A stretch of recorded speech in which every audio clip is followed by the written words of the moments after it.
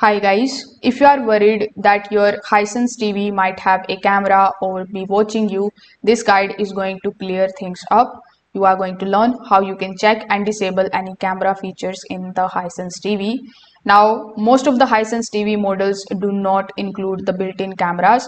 Only a few older or the specific smart models support the external cameras for the video calls. So in most of the cases, there is no camera at all, but you can also check for the physical camera on the hardware. So you need to look at the top bezel or the edges of your TV. If there is a camera, it is usually be visible as a small lens or pop-up module. If you don't see anything, it means that your TV likely doesn't have one. Now you can also go to the settings, and inside the settings look for the option of input or connected devices. Over here, simply look for any USB camera or accessory listed. Some of the people connect external webcams without realizing it. So I hope this is going to help you. Thank you.